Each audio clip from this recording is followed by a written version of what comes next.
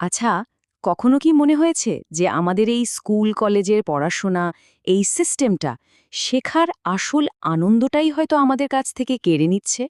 চলুন, আজ আমরা ঠিক এমনই একটা ক্লাসিক প্রবন্ধের গভীরে ডুব দিই, যেটা এই একই প্রশ্ন তুলেছিল।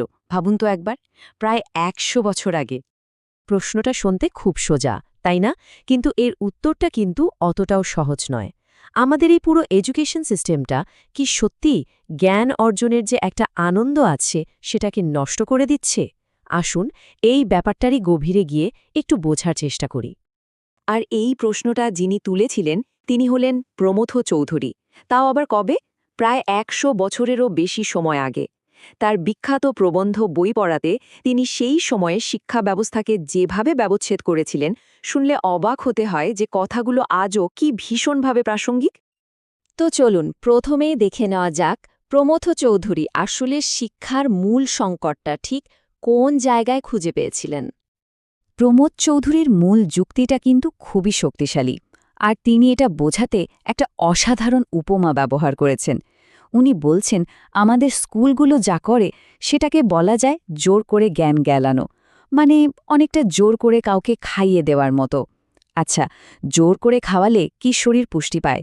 পায় না। ঠিক সেভাবেই জোর করে গেলানো জ্ঞানও কিন্তু মনকে পুষ্ট করতে পারে না। আর এর ফলটা কিন্তু বেশ ভয়ঙ্কর।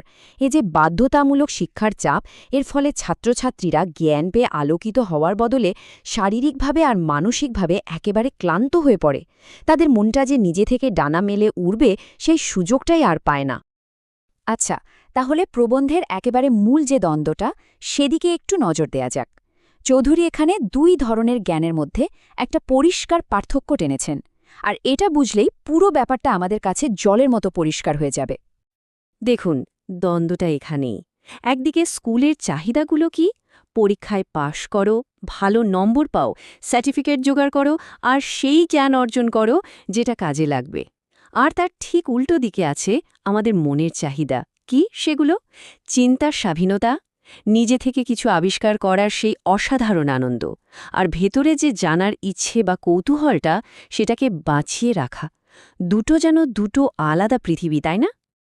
তো এই জায়গায় এসে একটা খুব স্বাভাবিক প্রশ্ন মনে আসতেই পারে, তাই না? যে আচ্ছা, এই যে সার্টিফিকেট বা ব্যবহারিক জ্ঞান, এগুলো ছাড়া কি আজকের দিনে চলা সম্ভব? এটাই তো আসলে সবচেয়ে জরুরি, নাকি? প্রমথ চৌধুরী এর উত্তরে একটা একেবারে চমকে দেওয়ার মতো কথা বলেছেন। উনি বলছেন, ফ্রান্সকে বাঁচিয়েছিল তার নিষ্কর্মার দল। ভাবা যায়, একটা দেশকে নাকি বাঁচিয়েছিল তার নিষ্কর্মা বা অলস মানুষেরা। কথাটা শুনেই কেমন যেন ধাক্কা লাগে, তাই না? কিন্তু এই নিষ্কর্মা বলতে উনি কাদের বোঝাচ্ছেন? চৌধুরী বলছেন, এরা হলেন সেই মানুষ যারা শুধু জানার আনন্দের জন্য জ্ঞানচর্চা করেন, কোনো পরীক্ষা পাশের জন্য নয়।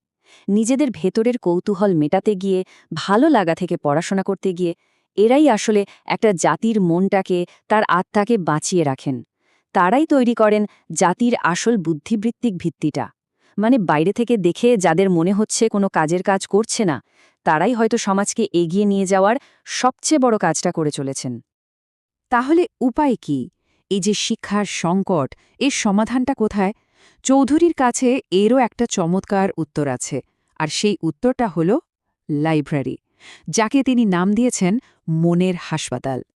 উনি কিন্তু লাইব্রেরিকে শুধু স্কুলের বিকল্প হিসেবে দেখেননি। উনি বলছেন, এটা হলো মনের হাসপাতাল। মানে যেখানে আমাদের ক্লান্ত অসুস্থ মন স্বাস্থ্যের খোঁজে যেতে পারে, নিজেকে সারিয়ে তুলতে পারে। কি অসাধারণ একটা কল্পনা, তাই না? পার্থক্যটা খুব পরিষ্কার। স্কুলে জ্ঞানটা হলো অনেকটা ডাক্তারের দেওয়া প্রেসক্রিপশনের মতো, তেতো হলেও গিলতে হবে, পছন্দ হোক বা না হোক। আর লাইব্রেরিতে, সেখানে জ্ঞানটা হলো পছন্দের ব্যাপার। শত শত বিকল্পের মধ্যে থেকে যেটা মন চায় সেটাই বেছে নেওয়ার স্বাধীনতা। আর তাই প্রকৃত শিক্ষার পথটাও কিন্তু চৌধুরী খুব সহজ করে দেখিয়ে দিয়েছেন। প্রথমত, লাইব্রেরিতে যেতে হবে। তারপর নিজের কৌতূহল আর ভালো লাগা থেকে বই বেছে নিতে হবে। আর সবচেয়ে জরুরি হল, কোনো রকম চাপের জন্য নয়, পড়তে হবে শুধু আনন্দের জন্য। বাস, এটুকু করলেই মন তার বেড়ে ওঠার, বিকশিত হওয়ার আসল রাস্তাটা খুঁজে পাবে। তবে এই যে বই পড়ার অভ্যাস, এটা কিন্তু শুধু আমাদের নিজেদের বিকাশের জন্যই জরুরি নয়। চৌধুরী দেখাচ্ছেন যে এর একটা অমচম বড় সামাজিক এবং জাতীয় গুরুত্ব রয়েছে। ভেবে দেখুন তো, একটা সমাজ যদি শুধু দরকারি বা কাজের জ্ঞানের পেছনেই দৌড়ায়, তাহলে কি হবে? সেই সমাজের আত্মাটা, তার মনটা ধীরে ধীরে শুকিয়ে যাবে। ভেতরে ভেতরে সে আধ্যাত্মিকভাবে গরিব হয়ে পড়বে। আর এখানেই আসে সাহিত্যের শক্তি। সাহিত্যই তো আমাদের সবার মানবিক অভিজ্ঞতার সঙ্গে জুড়ে দেয়। এটা আমাদের মনে সহানুভূতি জাগায়, অন্যকে বুঝতে শেখায়। আর এই সাহিত্য পাঠের মধ্যে দিয়েই একটা জাতির আত্মা পুষ্টি লাভ করে। আর সেখান থেকেই জন্ম নেয় একটা সজীব, প্রাণবন্ত সংস্কৃতি। সুতরাং সব কথার শেষ কথা হলো এটাই: সত্যিকারের শিক্ষা মানে আসলে নিজেকে আবিষ্কার করা। আর এই নিজেকে আবিষ্কার করার যে জার্নি, সেই যাত্রাপথে আমাদের সবচেয়ে বড় পথ প্রদর্শক বা গাইড হতে পারে সাহিত্য। প্রমোদ চৌধুরীর এই কথাগুলো প্রায় ১০০ বছরেরও বেশি পুরনো। কিন্তু ভাবুন তো, আজকের দিনেও কি ভীষণভাবে সত্যি? এই যে আমাদের এত ব্যস্ত জীবন, তথ্যের এই যে বিস্ফোরণ চারিদিকে, এর মাঝে আমরা কি নিজেদের মনের খোরাকের জন্য একটুও সময় বের করছি? শুধু দরকারি পড়াশোনা নয়, নিছক আনন্দের জন্য, নিজের মনকে ভালো রাখার জন্য কিছু কি পড়া হচ্ছে?